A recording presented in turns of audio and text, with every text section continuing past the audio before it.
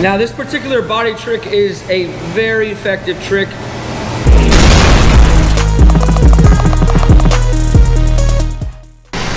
What's going on, everyone, and welcome back to Paint Society. You might notice something's missing, and it's not my hat. It's actually this door. This is our ITR project we're putting together over here at Acura Honda Classic. I'm gonna take you out back and show you what we're working on now. But before we do that, let's take a look at the car.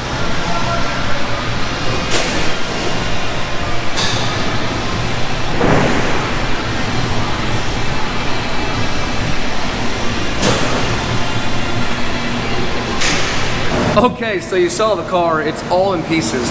That's actually Acura Honda Classic's ITR project number 2. Now, Acura Honda Classic was started over here at Acura Pembroke Pines.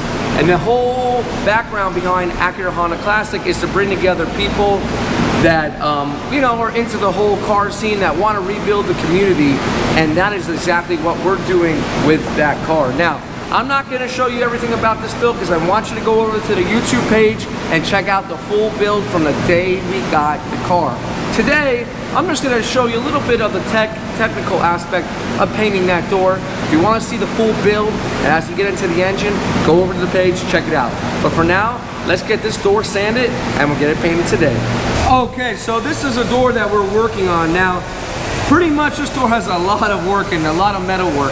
If you want to see the full video, like I said, go over to Acura Honda Classic. You'll see this one and you'll see the other one and how bad they really were. So right now we have the final prime with a couple areas that need a little bit of tweaking. So what you're going to see me do is you're going to see me sand this down with a 320 and then a 400. Then we're going to bring it into the booth and go ahead and get this painted. Now it's important to note that we've already painted the inside of the jam. And you already know where you can see that at.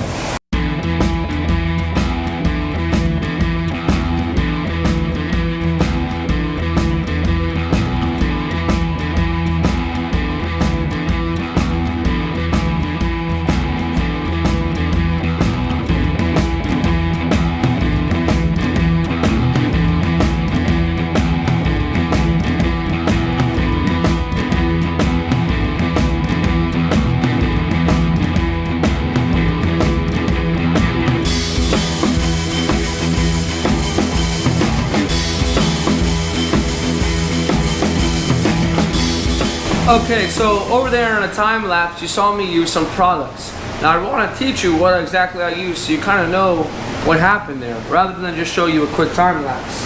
So the first thing I used is 320 grit. Now these are just regular sanding disc, 6-inch. This is actually a Velcro, and you can use 2 of them. The longer the block, the better. My favorite is a little skinny one because you can really control it. And the reason why I like 320 is because it will cut, but it will not gouge, all right? Still is pretty aggressive sandpaper, and you want to use somewhat of an aggressive sandpaper because you really want to make sure you have an even surface. If I were to start with something less aggressive, like maybe 600 or 400, then what would happen is it would not flatten out, it would just go over because it doesn't have the grit within the sand scratch of the paper to actually cut it flat. So following the 320, you saw me use a 400, okay? Same paper but a different grit, finer. The higher the number, the finer, okay? With a soft back pad. Now, when you sand by hand, your scratch is going to be more aggressive. When you sand by DA, okay, it's going to be less aggressive. It's going to leave a smoother cut.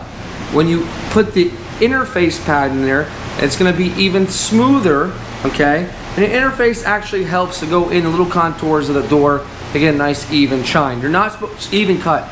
You're not supposed to be actually blocking with this right here. This is just to refine the scratch. Now the last thing you notice, which I love to do, is I always like to clean. Okay? This, woo! Did you get that? Blooper. So this is actually a scuff pad. This is equivalent to 800. A maroon scuff pad is equivalent to 400 grit. Then we use the scuff stuff. It's got a little bit of a grit in it. Not only does it clean, but it continues to scuff as well. Okay, so that's the final sand. And don't forget about our guide coat. We have a powder form and an aerosol. And that pretty much shows us where we've sanded and if we need to keep sanding.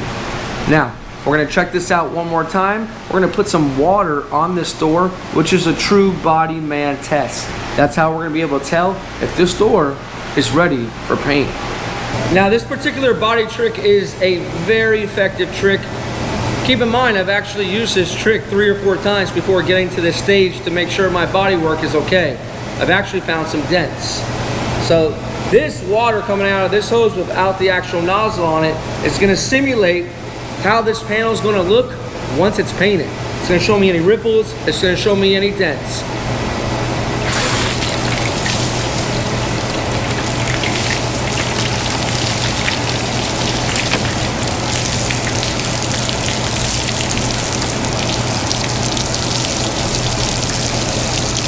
So basically what I'm looking for is any inconsistencies in the actual panel itself will show with this water on it.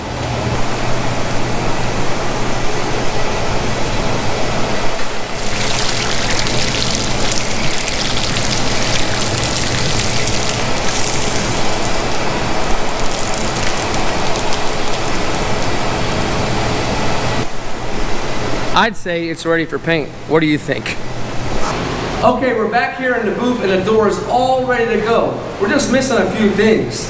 The masking machine, and the door, and some tape. Now we're ready to go.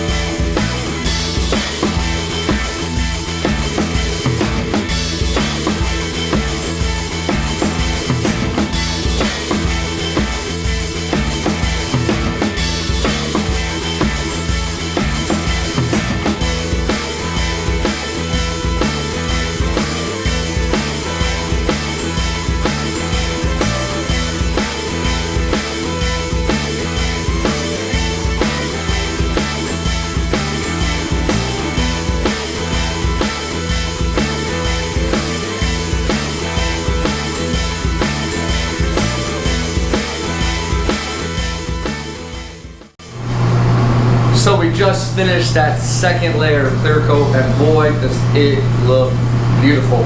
So before I show you it and end this video, I want to thank everyone for the love. Trying to make this whole Paint Society page grow and be the go-to paint for YouTube. Answer all your questions. That's why I get technical with it. So Thanks again. We'll look forward to seeing everyone on the next one. And don't forget, check out Acura Honda Classic to see the project build. Thanks so much.